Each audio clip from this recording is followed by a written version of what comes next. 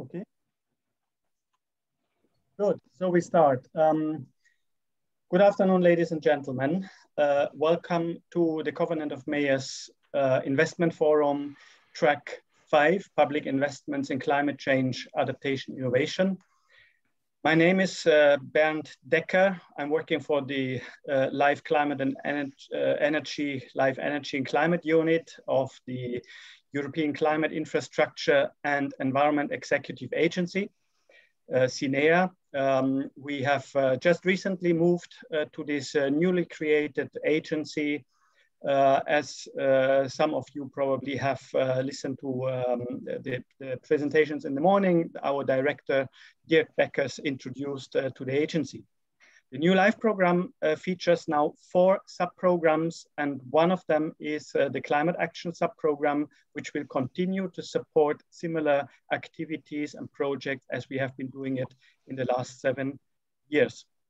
I'm responsible for the Climate Action sub-program and specialized in climate change adaptation in urban areas. In this capacity, I will also guide you through this first moderation.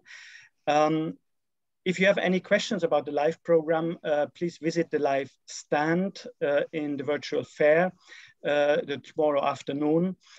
And there will also be an info session, a light info session on the new LIFE program and the call 2021 on the 16th, so tomorrow at 2:30 in the afternoon. So you are in track 5. We are looking at public investments in climate change adaptation innovation. And just a few words about this track.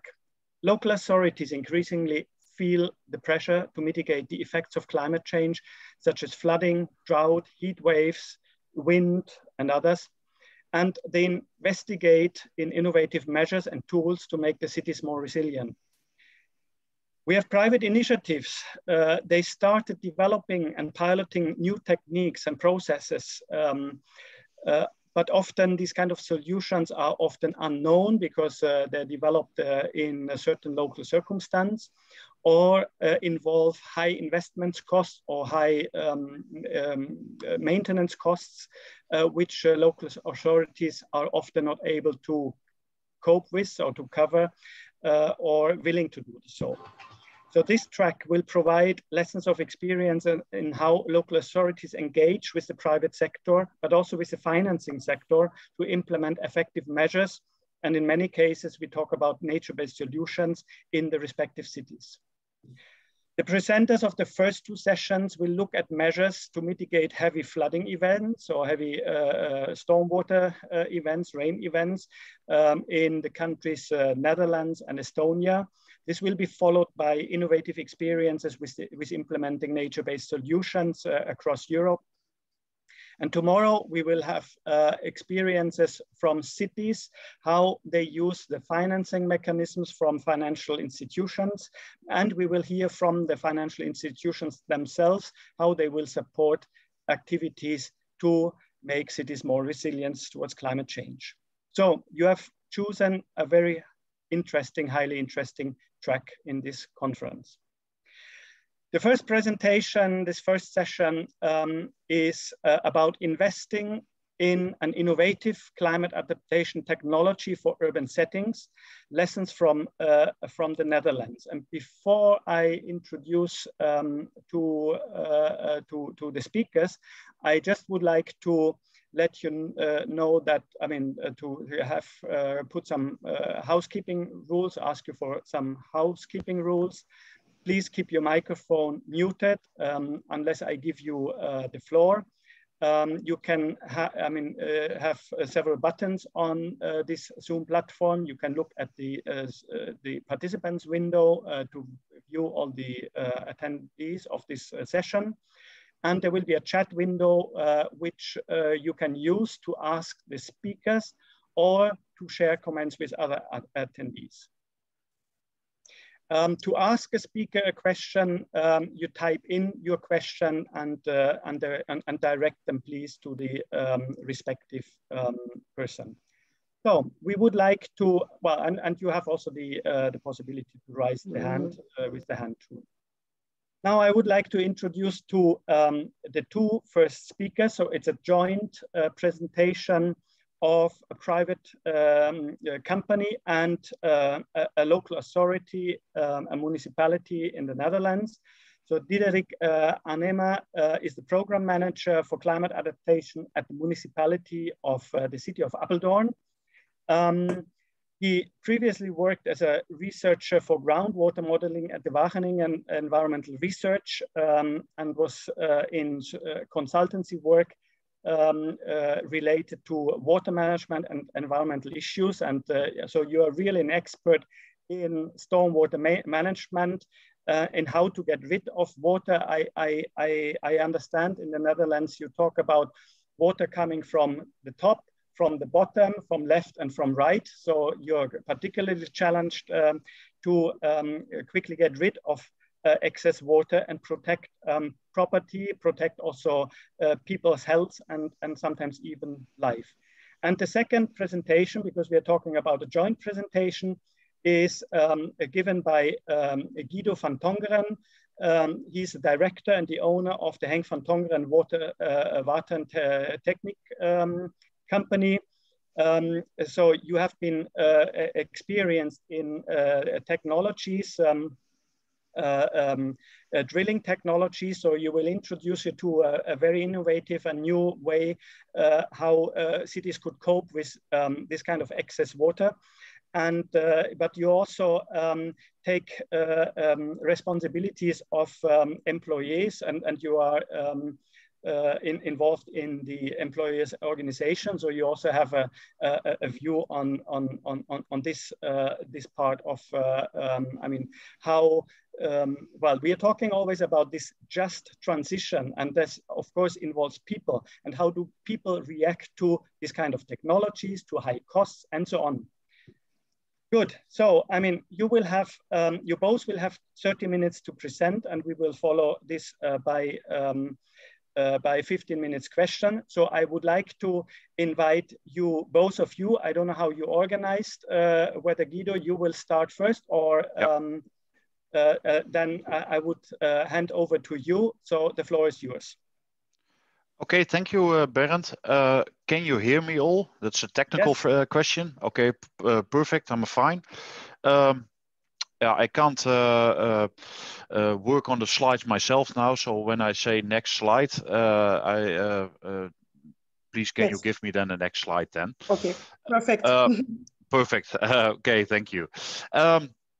I will start this co-presentation. After a few words, I give the word to Diederik Anema.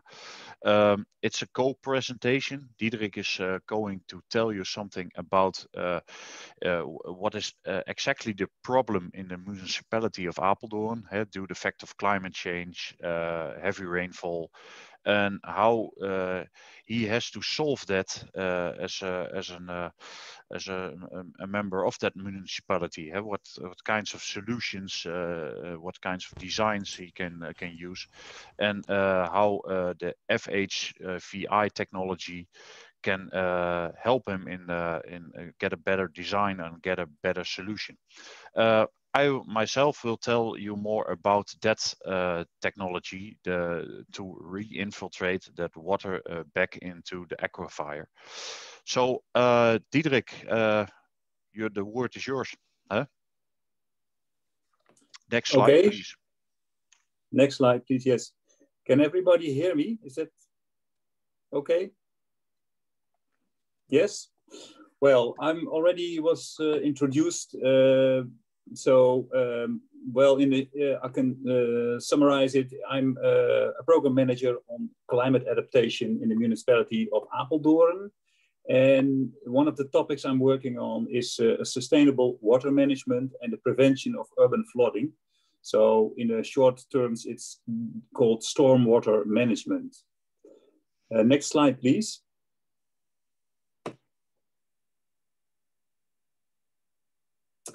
Thank you. I'll first of all tell you something about the city of Apeldoorn. Apeldoorn is a city which is located in the middle of the Netherlands, and it's about 1 hour distance from Amsterdam. It is situated in a beautiful area, which is called the Veluwe. It is a forested area. It's a nature reserve and also a national landscape in the Netherlands. And in holidays, it hosts many visitors. Apeldoorn is the capital of the Veluwe. It's a large municipality in Holland. It has 340 square kilometers and 162,000 inhabitants, and a large rural area with 7 villages. Next slide, please. The city is located on the transition of the Veluwe, the higher elevated area, to the IJssel Valley, which is one of the main rivers in the Netherlands. So Apeldoorn has a natural sloping ground level. And the underground is mainly built up of sandy layers, which are very appropriate for infiltration of rainwater. Next slide, please.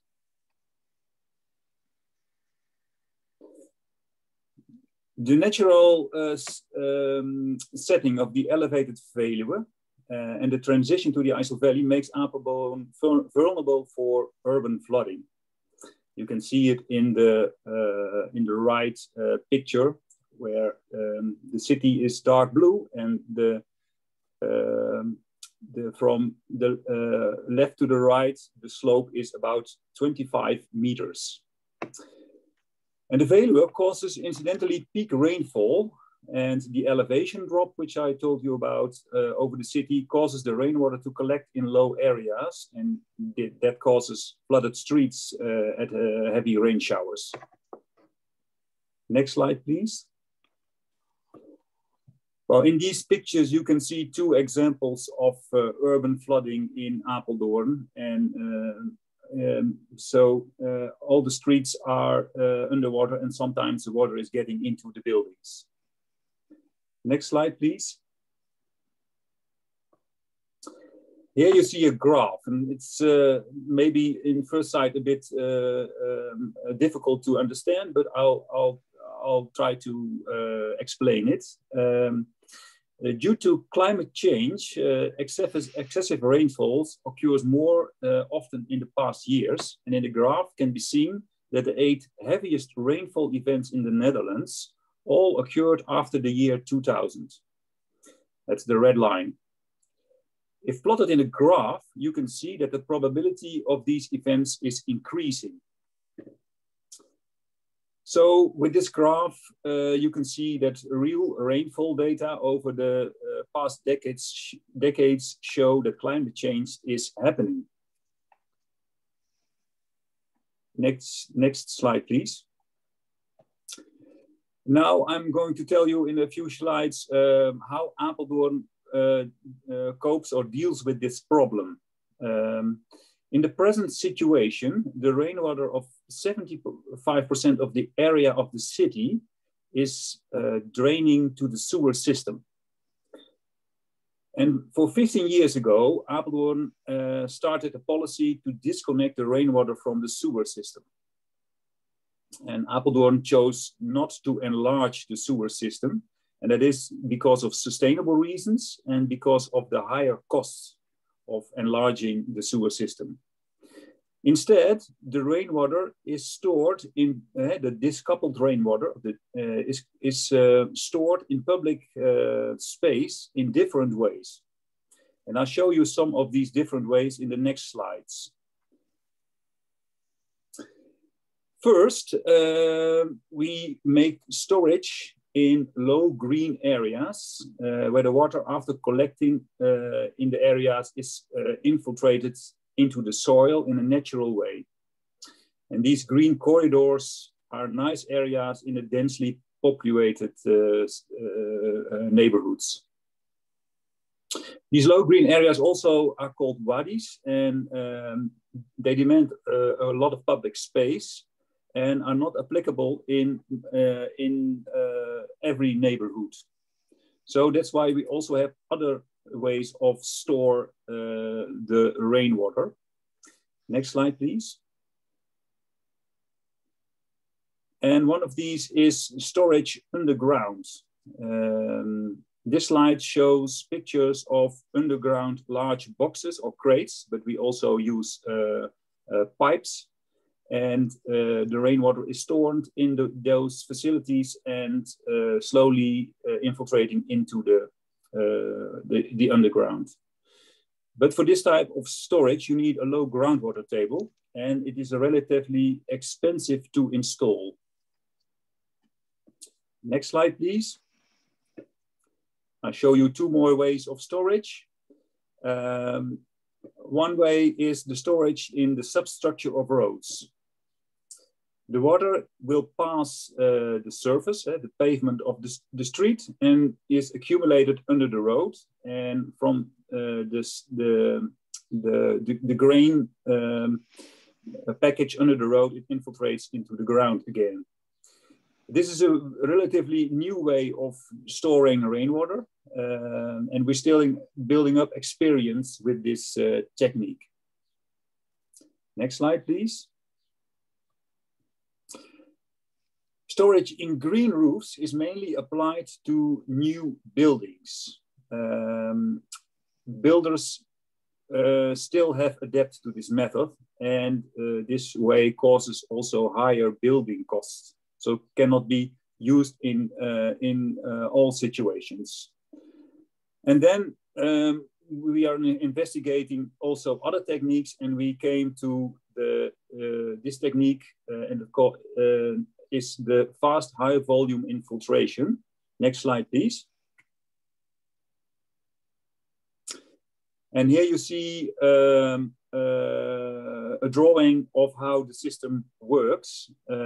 It's a new technique where rainwater, after collecting in a sink, is filtered and infiltrated into the ground into a vertical well. And this method we are developing and investigating in the EU LIFE project. And Guido van Tongren will tell you more details about it in a short moment. Next slide, please. The benefit of fast high volume infiltration is a high infiltration rate during a rainfall event. And the greatest benefit of this is that this causes less storage or less need for storage in public space or on other places. That's always the problem with rainwater collecting. You don't have enough space to infiltrate it into the underground. So in the EU LIFE project, we are testing different filter techniques in order to infiltrate clean rainwater and prevent clogging of the filters. And secondly, we are investigating how to manage the clogging of the filters. Clogging causes a reduction of infiltration capacity and thus risks for urban flooding. We also are monitoring the water quality of the rainwater. We, of course, don't want to pollute the groundwater. And fourth, we are monitoring the infiltration capacity of the wells. The capacity must stay at a certain level to prevent urban flooding. And we can deduce from it maintenance schedules. For example, how often we have to clean the sinks and the vertical wells. And finally, we want to know more about the operating costs. So those are the 5 aspects we are investigating in the EU LIFE project. And now Guido van Tongren will tell you more technical information about the fast high volume infiltration technique. Guido. Yeah, thank you, Diederik. Next slide, please. Yeah, something about myself, Guido van Tongren. Besides entrepreneur and owner of Henk van Tongren Water en Techniek, I'm also a board member of the branch association of builders and infrastructure contractors in the Netherlands. It's called the Royal Bouwen Nederland. Also in that part and that role responsible for groundwater well drillers and companies who work in construction dewatering. Next slide, please. Something about our company, Henk van Tongren. Name itself, it was the name of my grandfather, who founded the company in just after the Second World War. It is really something that is yes, for more than 100 years in our family. Also, my grandfather lived in the city of Apeldoorn, and starting with well drilling before the Second World War. What Diederik mentioned, Apeldoorn is now a city with more than 160,000 inhabitants, but at that time there only were living 10,000 people. So to drill wells for drinking water and so on. After the Second World War, the demand for construction dewatering was started. The complete country was in ruins, so we have to build it up. We have to lay down sewer lines, building tunnels, basements, and so on. You can imagine in a country where vastly 75% of the whole land is laying beneath the sea level. There is a lot of water, so also an high groundwater table. So the demand for ground construction dewatering is very high. Since the beginning of this year, we can call ourselves the largest market player of construction dewatering in the Netherlands. We took over a branch competitor in the west part of the Netherlands, in Alkmaar. That's a city approximately 25 kilometers north of Amsterdam. And now we are with 6 establishments in the Netherlands. And after the summer time, we will have number 7, because we also starting up in a rental company for bigger pumps. So when there is real flooding, then we can pump it away, basically. We are now at more than 150 employees together. Not working only in the low countries like Belgium and the Netherlands, but also more, for example, in Germany. I have a project now in Poland and also the Baltic states. So we're going through Europe further and further. The key customers are, of course, construction companies, but also regional municipalities, industrial companies, or local governments, for example. Next slide, please. These few slides, I go a bit faster through them. For example, beside construction dewatering, we are also making permanent purification systems to clean water. When for example, the groundwater is polluted near an industrial area, we design and build also the complete system to make the water clean again, the groundwater. Next slide, please. The same goes on with temporarily purification systems. You can imagine when you pump up groundwater, there can be a lot of natural minerals in it. For example, in this situation on this picture, iron. You can't bring it freely into a canal or something when there is a lot of iron or mineral or rich groundwater. It can pollute, of course, the natural system inside a deep water system like a canal. So you can clean that, and we have got a lot of installations to do the job. Next slide, please.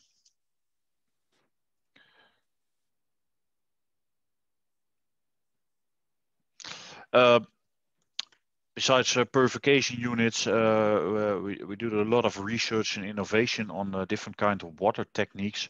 One of the new systems is to make a big excavator and drilling machine who can bring in PVC sheet piles. Why it's interesting for us, you can imagine when you want to build, for example, a construction pit, you have to lower the groundwater table. by every cubic meter you have to pump away, you are using energy, because a pump needs electrical energy or diesel energy. So we want to, of course, to reduce the amount of water that has to be pumped away. So when we can install on a cheap way and very fast some sheet piles, we can reduce the amount of water what is flowing to our construction pit. That is one of our innovations, and of course a very important innovation is everything about the DSI and FHVI technology I want to tell you about. Can you please move to the next slide?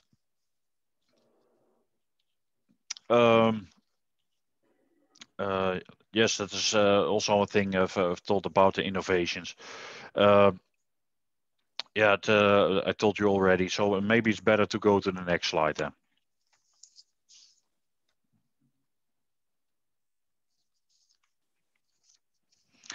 Yeah, DSI, FHVI, typical what kind of names. DSI was a German name, of is a German name. It says from Düsensauginfiltration. It's a technique what is patented to the man called Werner Wiels. Werner Wiels unfortunately passed away at the end of 2019 of the terrible disease of cancer. But in 2006, I met him at the first time, and he was living in a small town near Berlin. And in Berlin, there was a problem. There is a lot of building activity. So also, and Berlin has a high groundwater table. So a lot of construction dewatering was needed. But it is very expensive to get rid of the water. When you want to pump the water into a sewer system, mostly you have to pay 1 or 2 euros a cubic meter. And you can imagine when you've got an average construction pit and you want to pump up, for example, 100 cubic meter an hour, and you want to do that for 1 or 2 years or a few months, it's a very expensive business. So at the beginning of this century, he started to invest. Is it possible to re-infiltrate that water what's coming out of a construction dewatering system? That is not a new technology. Since the beginning of the 60s. They're starting to build re-infiltration wells, but it was not every time very successful. It basically a more trial and error technique. Once it worked, another time not, and you have to drill more and more re-infiltration wells to get the job done. But when you, for example, are building a basement in a big city, there is not enough space to bring or to drill your re-infiltration wells. So he invented a system where you can re-infiltrate water fastly on the same construction site where your dewatering system is on, and that is of course a very big advantage. Since 2007, we are a patent holder of that system in the Netherlands, and for a few years after that, we were growing very, very fast because we took the technique to the Netherlands, mainly for construction dewatering. At the 2010, we were starting a new foundation. The foundation is called O2DIT. That's a foundation beside us and then a few engineering firms. There are also a few competitors in it, because at 2010 I saw it was going very fast. But the problem is Werner Wiels is a man who developed his systems in practice. And the scientific proof of the technology wasn't there at that time. And it is of course very important to have some scientific proof, because when you are in discussion for a smaller construction pit or a complete infrastructural tunnel or in a big harbor, you can imagine that the client demands scientific proof. that's why we started up a foundation, and that foundation, that's the main role and goals to bring the scientific proof in a decade. We solved that problem. At the beginning of 2020, two theses were coming out. I hope you can see it on my camera or not, but now you can see it. And that that was our main goal. So we were successful to bring it on a scientific proof that our technology not only works in practice, but also that the theory about it and you can calculate it to make a real design is there yet. But also in the same time, around 2010, there was an interesting other question, and that was about rainwater. Can you please move to the next slide, please?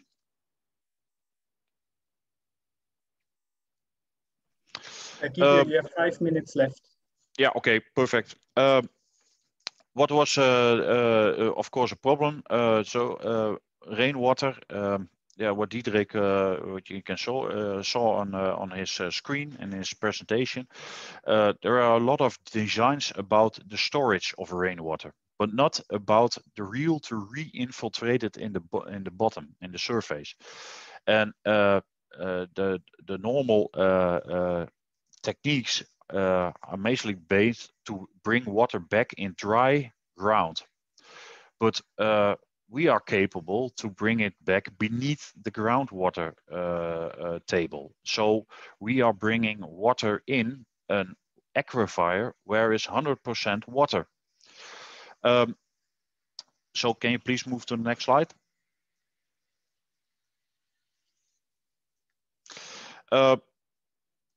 What is, of course, the big benefits?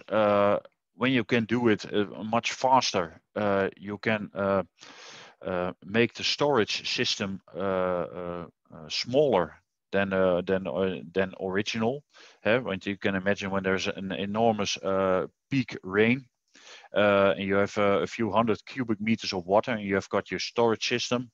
After 1 hour, the storage system has emptied it again. So when there is a new peak of rains coming, you meets then an empty storage. Of course, simple. You don't have to dig a lot or laying down a lot of pipes and trenches in your city. Can you please move to the next slide?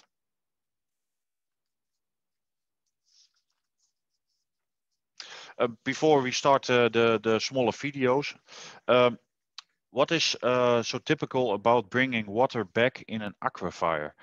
There are basically the old technique is working that you have an aquifer, and when you're drilling in through that aquifer, you're building a big well screen. And that's the difference between FHVI and the conventional techniques, because we are using particularly penetrating wells. We are when we are drilling, we are looking which part of the aquifer is capable to re-infiltrate that water in. And you can imagine that can be a few centimeters of the aquifer that are suitable to bring in that water. And when we have found that part of the aquifer, we only place at that part of the aquifer our well screen. So instead of that, we are drilling blind a big well and put in a complete long well screen. We are looking in detail to that aquifer and only bringing in the well screen at that part where it is suitable to transport that amount of water. Now we've got 3 videos, smaller videos about how our company looks in practice and also how the system works in practice. Can you please show them?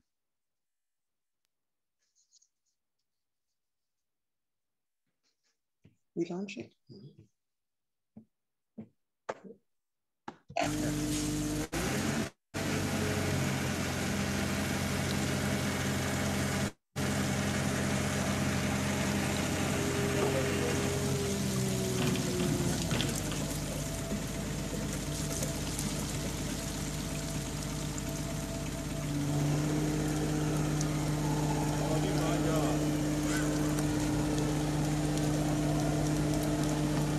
buis hangt ook niet recht.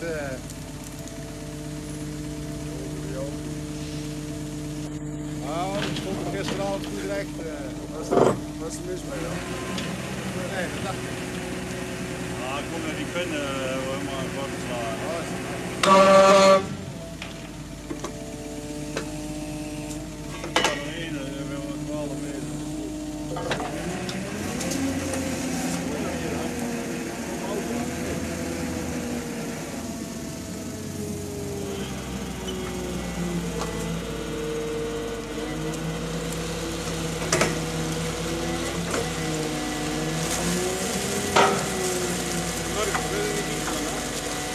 Now you see the process of finding that that suitable spot in the aquifer to bring in the water. So the drilling of the FHVI well.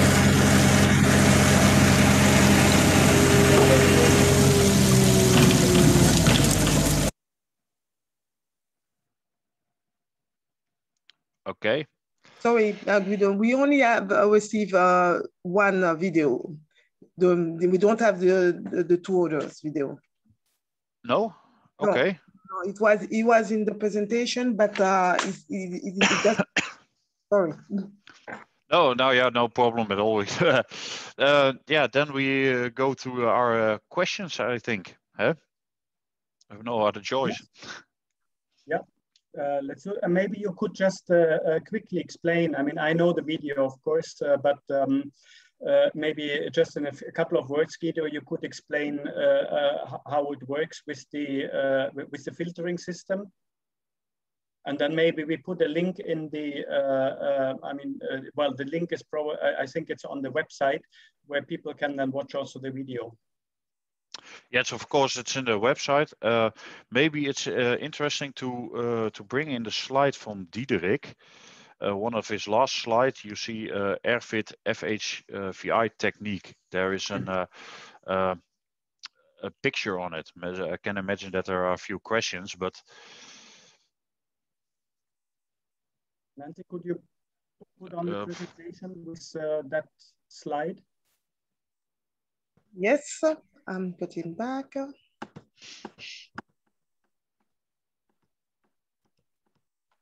So let me know where I should stop from. Yeah, back. Yo, forward. Okay. Forward. No. Okay. Yeah, this one. Yeah, please. So yeah, there are two kinds of filter technique, of course. The on the right one, that's FHVI well. So they that water is going so beneath the groundwater table. So that's also a thing, of course, with the problem with clogging. You can imagine that when you want to re-infiltrate groundwater, you bring groundwater from one place to another place, for example, 100 meters from the construction pit, but the substance is groundwater. Now it's rainwater, and the rainwater has got sand from the road, other pollutions from the road, but also leaves and other organic material. So on the left side, you see the part to get rid of that organic material. Also a filter screen on the middle, for example, when there is not a lot of rain, but the first rain, the first flush, will also be re-infiltrated at the first part. Mm-hmm. That's mainly in dry ground. So that middle part of the filter part is lying above the groundwater table. I see a question.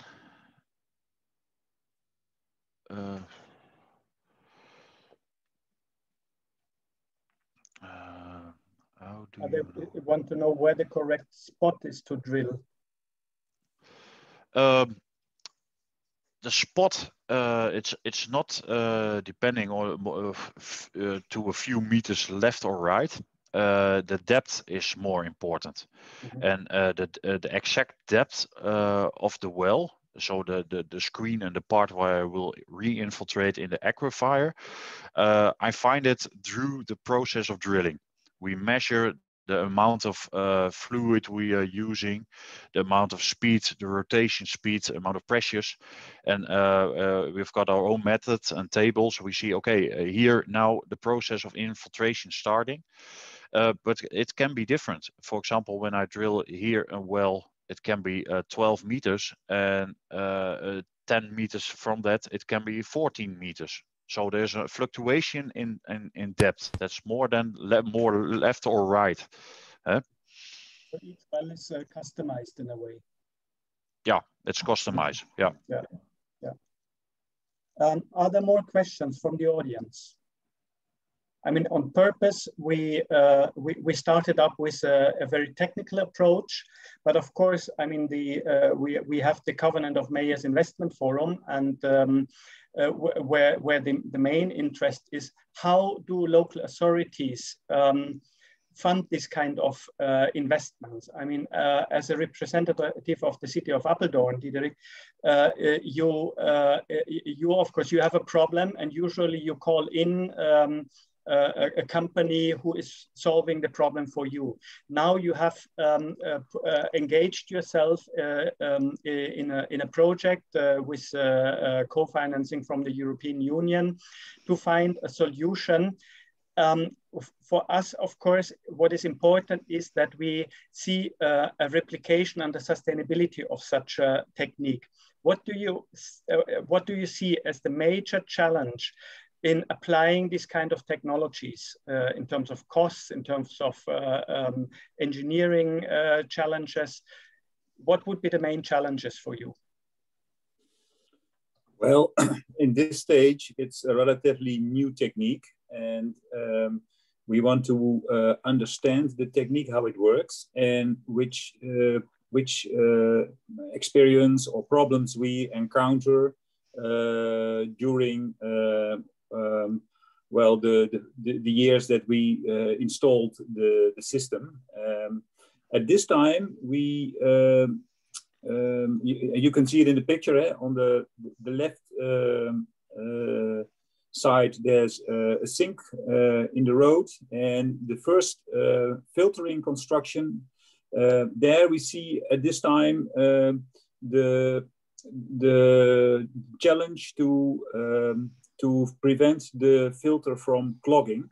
So we tried different techniques to have less maintenance of the filters, and that's at this stage is one of the things we are investigating, and we're making progress on it because we have developed a construction where we have less problems with the clogging. So I think it's a bit difficult to explain now, but we changed the way of filtering. So I think the clogging is at this moment the most challenging part of the technique. Mm-hmm. And then in terms of costs, because we are developing and we are doing a lot of research about the different aspects of this technique, we have substantially more costs for installing these systems. But in the end, it can be very cost effective because we don't need to have another to open the road and put vertical pipes or other types of facilities under the roads to infiltrate and store the rainwater. And here we can do it with a vertical well, which has less impact on the public space. So that's a very big advantage of this system. And also, which I explained in my presentation, we have much less storage, and that's also a big advantage because the public space and also underground is full of other well, obstacles and facilities. So there is no place for storage of rainwater. Okay, Thanks a lot, Guido. I need to cut off because we will be cut off automatically. A lot of thanks to you, both of you, to introduce you to a very interesting technique. The next session will start at 2 o'clock and will be in the Baltic region. So they're dealing with the same problem, getting rid of stormwater. And since you, Guido, you're already exploring business there, you may even find a connection to get the interest of them. So I welcome you to listen to the next sessions. Look at the program and at the dashboard of the conference website. So you will receive further nice examples of technologies. So please be reminded that there is the virtual fair the next day. Please use this also for the networking.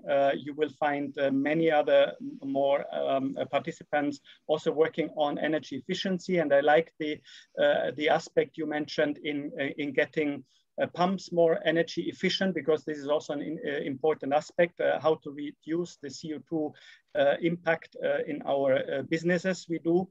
And for this, I would like to close this session. Thanks again for this very interesting presentation.